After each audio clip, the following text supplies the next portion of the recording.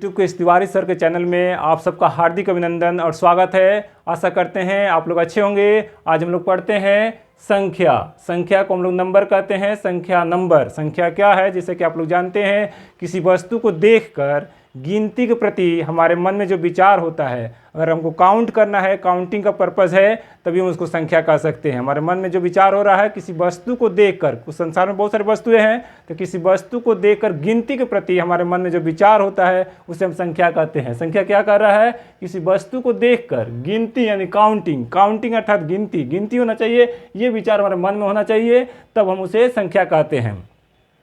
संख्याओं का वर्गीकरण, संख्या का वर्गीकरण है, उसको आप समझ जाते हैं तो पूरे संख्या के बारे में अच्छे समझ जाएंगे। तो संख्या का वर्गीकरण, संख्या का वर्गीकरण क्या है? Classification of number, classification of number. इसके लिए सबसे पहले आपको एक रेखा पर जो लिखी हुई संख्या है इसको ध्यान से वाच करिए, इसी पर सारे संख्याओं का आप आसानी से समझ सकते हैं। ये रेखा पर जो संख्या लिखी हुई है उसी को ध्यान से देखिए, इसी में सारे आपको मतलब संख्या आपको कंसेप्ट क्लियर कर देंगी। तो सबसे पहले हम लोग क्या देखते हैं, क्योंकि यहाँ पर मध्य में आते हैं, इस रेखा के मध्य में आते हैं, तो मध्य में हमारा जीरो अर्थात शून्य है, शून्य है, जीरो है अर्थात मध्य है। और इसके दाहिने तरफ अगर हम बढ़ते हैं, दाहिने तरफ बढ़ते हैं तो 1 2 3 4 5 मिलियन लिखा हुआ है, अर्थात सभी जो है देखिएगा, इस पर यदि कोई चिन्ह भी नहीं दिया हुआ है तो आप समझिए कि सभी संख्या जो है धनात्मक है।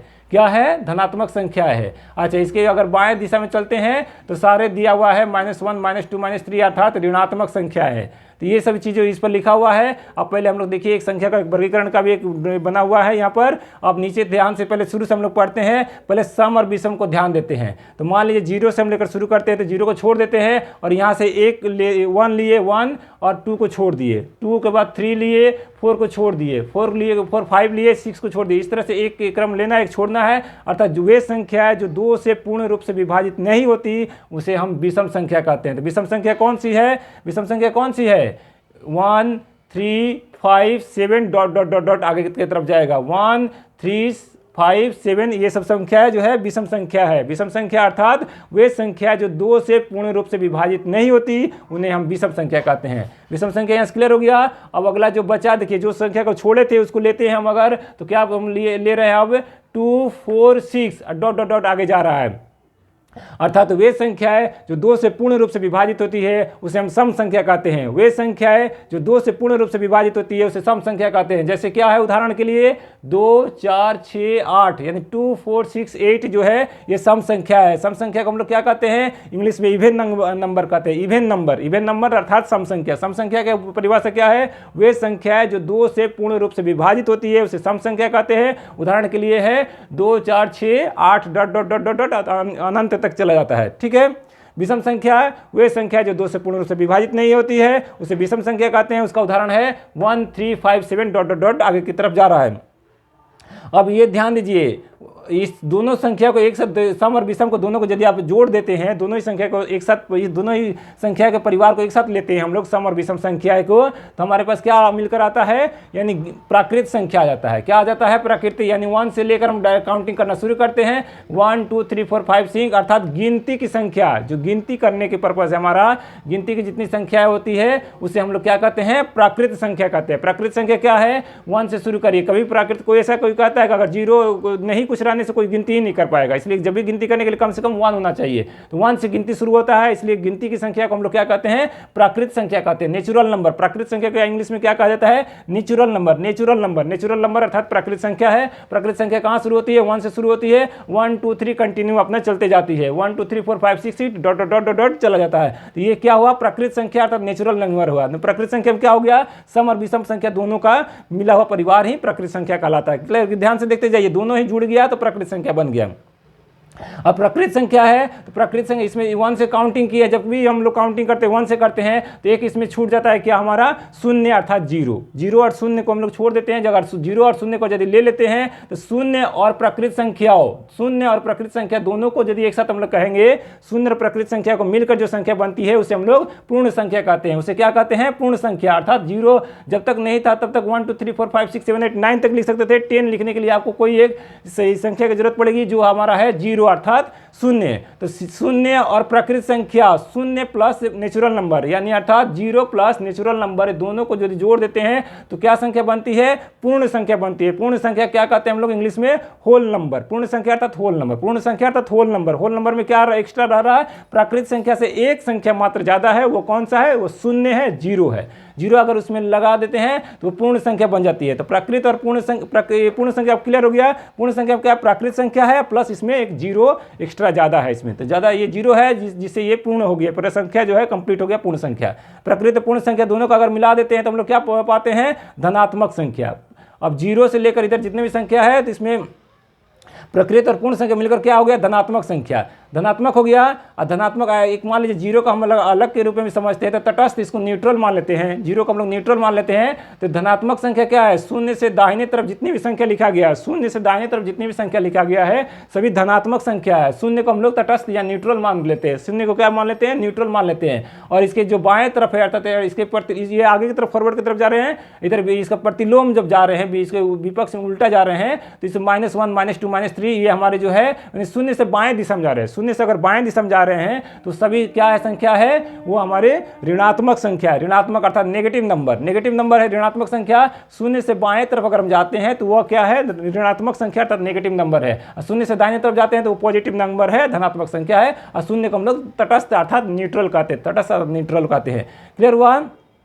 धनात्मक, तटस्थ और न्यूट्रल हम लोग आपको नेगेटिव नंबर समझ गए। ये तीनों को एक साथ यदि हम लोग जो ये कर लेते हैं 0 और इधर जो आपको धनात्मक संख्या और ऋणात्मक सभी संख्या को एक साथ मिला लेते हैं सभी संख्या को, तो हम लोग क्या कहेंगे? उसको हम लोग पूर्णांक कहते हैं अर्थात इंटीजर। ये पूरा एक नंबर है, चाहे वो धनात्मक हो चाहे ऋणात्मक हो, और शून्य सभी को सम्मिलित कर लिए अर्थात धनात्मक, तटस्थ और ऋणात्मक अर्थात पॉजिटिव, न्यूट्रल और नेगेटिव तीनों को एक साथ सम्मिलित करके हम लोग क्या कर सकते हैं? पूर्णांक कर सकते हैं अर्थात न्यूट्रल अर्थात हम लोग इंटीजर कर सकते हैं। पूर्णांक अर्थात इंटीजर। इंटीजर किसको कहते हैं? जो अपने आप में एक कंप्लीट हो, पूर्ण हो, पूरा हो, उसे हम लोग इंटीजर कहते हैं। पूर्णांक इसलिए उसका नाम ही है इंटीजर का मतलब होता है इंटीजर में आता है आपका नेगेटिव नंबर भी आ जाता है, 0 भी आ जाता है और पॉजिटिव नंबर भी आ जाता है। ये सभी मिलकर होता है पूर्णांक संख्या। पूर्णांक संख्या के बाद और एक चीज ध्यान देने की जरूरत है कि मतलब आपको 0 से 1, 0 और 1 के बीच में भी कुछ है, 0 और 1 के बीच में भी है। इस चीज़ को ध्यान से ध्यान दीजिए। 0 0 और 1 के बीच में, 0 और 1 के बीच में एक या कुछ है, क्या है? तो वह है हमारे पास भिन्न है, फ्रैक्शन है। फ्रैक्शन अर्थात वह एक नहीं है, एक से भी छोटे की चीज़ों को हम लोग फ्रैक्शन कहते हैं। फ्रैक्शन मतलब क्या हुआ?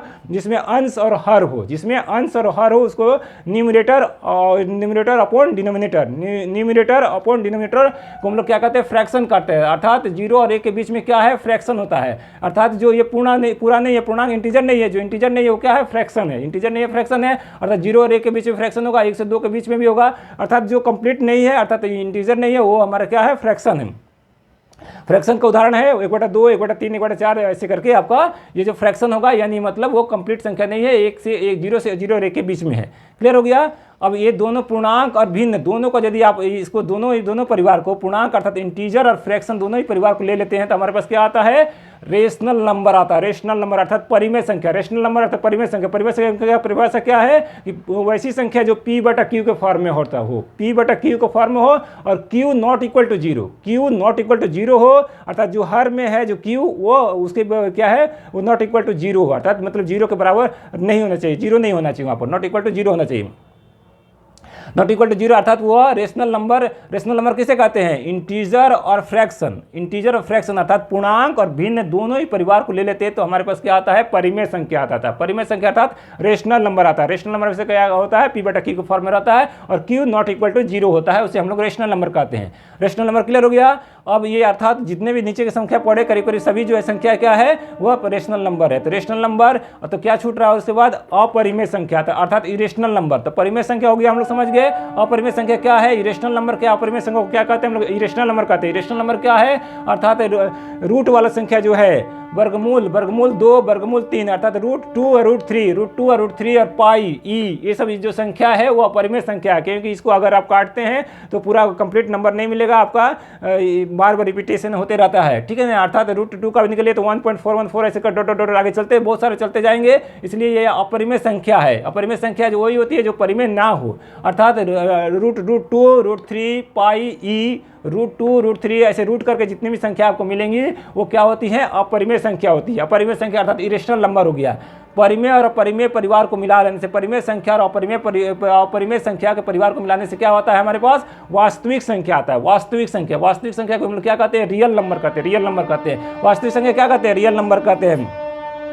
अर्थात रेशनल नंबर और इरेशनल नंबर दोनों ही संख्या को अगर आप दोनों ही परिवार को मिला देते हैं तो क्या मिलता है, रियल नंबर मिलता है, अर्थात वास्तविक संख्या मिलती है। वास्तविक संख्या में आपका उदाहरण आपका दिखाया गया है, 2 भी है, -1/2 भी है और रूट वाला भी है। सभी संख्या जो अर्थात मैंने फ्रैक्शन की भी संख्या है और ऐसे भी जो है पूर्णांक इंटीजर वो भी है और रूट वाली संख्या है, ये वास्तविक अर्थात रियल नंबर हुआ। रियल नंबर किसे कहते हैं, रियल नंबर और कोई कहता है तो परिमेय और अपरिमेय संख्या के परिवार को सम्मिलित रूप को हम लोग क्या कहते हैं, रियल नंबर कहते हैं। अर्थात रेशनल नंबर और इरेशनल नंबर दोनों ही संख्याओं को मिला दीजिए तो आपको क्या बनता है, वास्तविक संख्या। वास्तविक संख्या हो गया और एक उसके बाद बचता है आपका कॉम्प्लेक्स नंबर, इसलिए अवास्तविक संख्या, मिश्र संख्या इसे बोल सकते हैं, कॉम्प्लेक्स नंबर इसे बोल सकते हैं।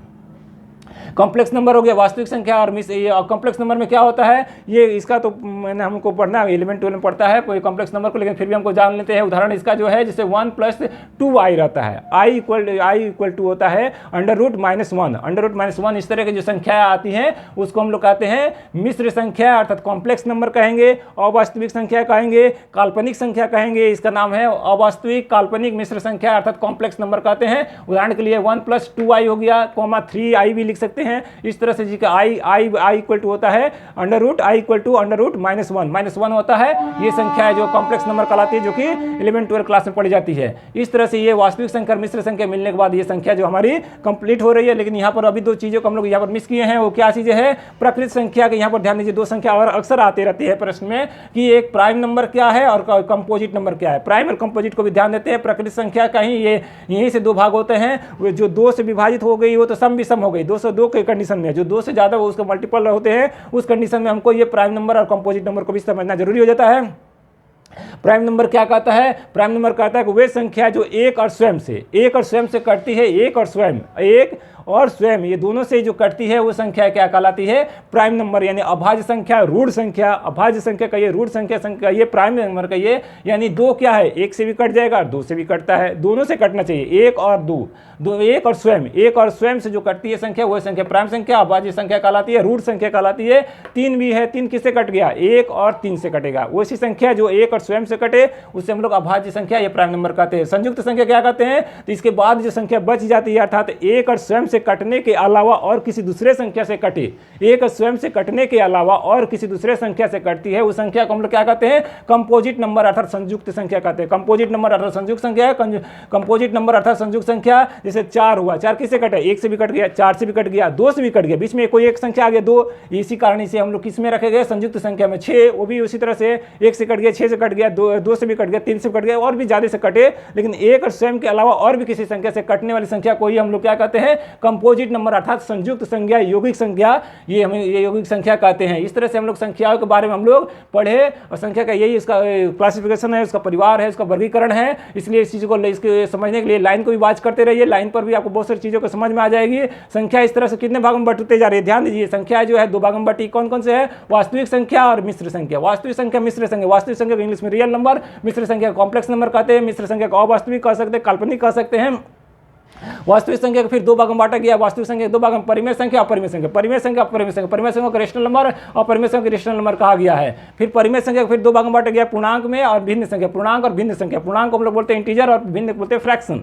और पूर्णांक को फिर 3 भाग में बांट दिया गया। पूर्णांक को कितने भाग में बांटा गया, 3 भाग में बांटा गया है आपका, ऋणात्मक, तटस्थ और धनात्मक, नेगेटिव, न्यूट्रल और पॉजिटिव। नेगेटिव, न्यूट्रल और पॉजिटिव है। और फिर पॉजिटिव संख्या को 2 भाग में बांटा गया, पूर्ण संख्या और प्राकृत संख्या। पूर्ण संख्या और प्राकृत संख्या। प्राकृत संख्या कितने भाग में बांटा गया, सम संख्या, विषम संख्या। और प्राकृत संख्या से यहाँ पर भी संख्या जो आई है अभाज्य संख्या और संयुक्त संख्या। अभाज्य संख्या और संयुक्त संख्या, अभाज्य संख्या प्राइम नंबर कहते हैं, संयुक्त संख्या कंपोजिट नंबर कहते हैं। इस तरह से ये हमारे संख्या का परिवार है, संख्या का वर्गीकरण है। वीडियो आपको अच्छी लगे तो लाइक करिए, शेयर करिए, सब्सक्राइब करिए, बेल आइकन बटन दबाइए। अगर चैनल पर नए तो सब्सक्राइब करिए और कमेंट बॉक्स में अपना सुझाव लिखिए। धन्यवाद।